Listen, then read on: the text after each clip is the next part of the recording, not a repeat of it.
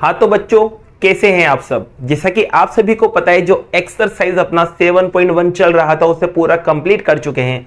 अगर आपने कंप्लीट नहीं किया है तो इस वीडियो के डिस्क्रिप्शन में जाना, वहां आपको लिंक अवेलेबल है, आप वहां से उन क्वेश्चंस को कंप्लीट कर सकते हैं। अब एक्सरसाइज अपना जो 7.2 है उसको स्टार्ट करने जा रहे हैं, और एक्सरसाइज 7.2 में सिर्फ आपको दो फॉर्मूले, दो सूत्र याद करना है, उससे आप पूरा 7.2 को कंप्लीट कर सकते हैं। तो दो फॉर्मूले क्या है, तो पहला जो फॉर्मूला है वो आपको बोर्ड पे दिख रहा है, सेक्शन फॉर्मूला, और दूसरा क्या है, मिड पॉइंट फॉर्मूला।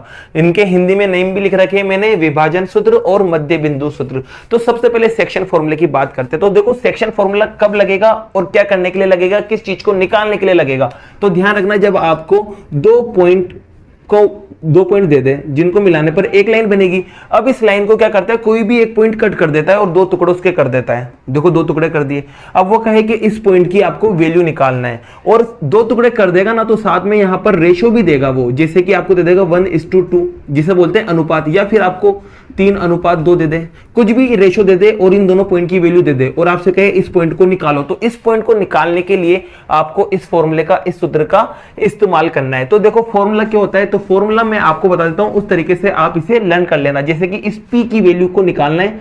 मान लो अभी 2 मिनट के लिए रेशो जो है वो m1 m2 है, और पहले वाले पॉइंट की वैल्यू x1 y1 और दूसरे वाले पॉइंट की वैल्यू x2 y2 है। तो इस P की वैल्यू निकालने के लिए जो फॉर्मूला होता है आपके पास सीधा सा, वो ध्यान रखना है, और आप भी इसी तरह से लिखना है, जैसे कि m1 plus m2 upon m1 plus m2।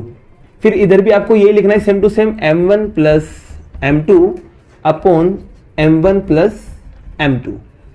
ठीक है। अब आपको पता है कि जो कोमा होता है ना, उसके पहले वाली जो वैल्यू होती है वो होती है x की। तो कहने का मतलब यहां पर आगे की तरफ क्या लिखना है आपको, x, और पीछे की तरफ क्या लिखना है आपको, y। ठीक है। अब आपको एक बात और ध्यान रखना है, 1 वाले के साथ हमेशा 2 आएगा और 2 वाले के साथ हमेशा 1 आएगा। जैसे 1 यहां पर लिखा हुआ है तो यहां 2 लगा देंगे, और यहां 2 लिखा हुआ है तो यहां 1 लगा देंगे। यहां पर भी 1 लिखा हुआ है तो 2 लगा देंगे, और 2 लिखा हुआ है तो 1 लगा देंगे, और ये आपका फॉर्मूला बन चुका है, जिससे आप P को आराम से निकाल सकते हैं। और ध्यान रखना, जब भी आपको सेक्शन फॉर्मूला लगाना हो या विभाजन सूत्र आपको लगाना हो, तो ये m1 और m2 की जो वैल्यू आएगी, m1 और m2 का जो मान आएगा वो कैसा आएगा, अलग अलग आएगा। अलग अलग का मतलब यह है, जैसे कि 3:2 दे दिया, या 4:1 दे दिया, मतलब कुछ भी अनुपात आपको दे सकता है, जब भी जाके आपके ये फॉर्मूला लगेगा। दूसरे फॉर्मूले की अगर बात करते तो दूसरा फॉर्मूला आपके पास है मिड पॉइंट फॉर्मूला, जिसे बोलते हैं मध्य बिंदु सूत्र। अब ध्यान रखना, ये कब लगेगा, जब आपके ये दोनों रेशो की वैल्यू अगर कैसी हो, सेम हो, मतलब इक्वल हो। जब ये इक्वल होगा तो आपके ये वाला फॉर्मूला लगेगा। और इसमें P की वैल्यू निकालने के लिए आपको m1 और m2 की कोई जरूरत नहीं होती, सिर्फ आपका इन दोनों से काम हो जाएगा। तो फॉर्मूला आपके पास आपको याद रखना है, x1 प्लस x2 अपॉन 2 और y1 प्लस y2 अपॉन 2। तो ये दो फॉर्मूले हैं, इन दोनों की मदद से आपका एक्सरसाइज जो 7.2 है वो पूरा कंप्लीट हो जाएगा। तो इसको समझने के लिए एक इसका पहला क्वेश्चन लेते हैं। हाँ तो बच्चों, यहां पर आप अपनी एक्सरसाइज 7.2 का पहला क्वेश्चन देख सकते हैं। मैंने इसको डायरेक्ट लैंग्वेज में लिख दिया है। देखो, समझो पहले क्वेश्चन में क्या लिखा हुआ था।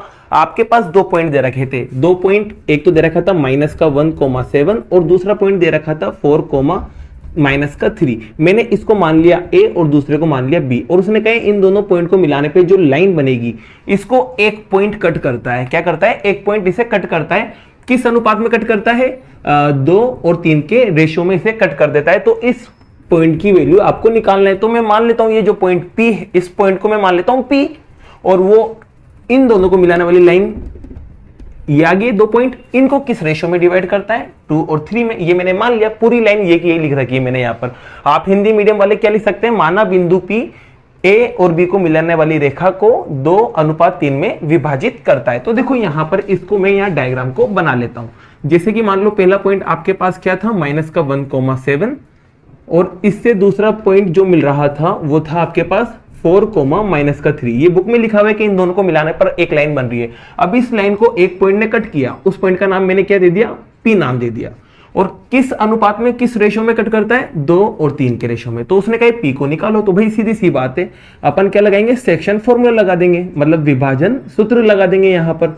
तो लगाते हैं यहां पर अपन फॉर्मूला, और फॉर्मूला जो है आपके पास वो क्या होता है, P equals to m1 plus m2 upon m1 plus m2, फिर यहाँ पर भी यही लिखना है आपको m1 plus m2 upon m1 plus m2। अब आपको पता है यहाँ आगे x आना है और पीछे y आना है, और आपको पता है 1 के साथ 2 आना है, 2 के साथ 1, 1 के साथ 2, 2 के साथ 1 आ जाना है। अब देखो यहाँ पर p की वैल्यू को आपको लिखना है, तो देखो p की वैल्यू को लिखने के लिए अब आपको m1 m2 ये क्या है, तो आपको पता है कि पहले वाला जो होता है वो m1 होता है और दूसरा m2, ये x1 और y1 होता है, तो ये x2 y2 होता है। अब बस वैल्यू रखो, तो सबसे पहले m की वैल्यू रखेंगे आप, तो देखो m1 की जगह 2, फिर प्लस की जगह प्लस, m2 की जगह आपकी 3 आ जाएगा, फिर वापस से m1 की जगह 2 और इसकी जगह 3, फिर यहाँ पर भी बात करते हैं m1 की जगह 2 और m2 की जगह 3, और यहाँ पर बात करेंगे नीचे भी 2 और 3। अब बात करते हैं कौन बचे रह गए, एक तो x2 और एक x1। तो x2 आपके पास पता है कितना है 4, इंटू में यहाँ x1 है, तो x1 आपके पास पता है कितना माइनस का 1।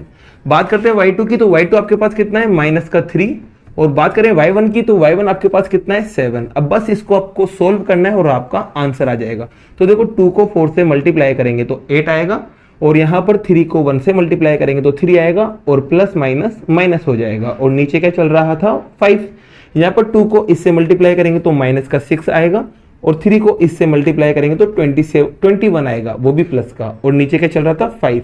अब देखो इसको और सोल्व करें आप, तो p की वैल्यू निकालने के लिए क्या करेंगे आप, इन दोनों को माइनस करेंगे तो 5/5 बनेगा, और यहाँ पर इन दोनों को भी माइनस करना पड़ेगा क्योंकि अलग अलग साइन है, तो यह 15/5 बनेगा। देखो 5 से 5 कट जाएगा एक बार, और 5 से 15 कट जाएगा 3 बार।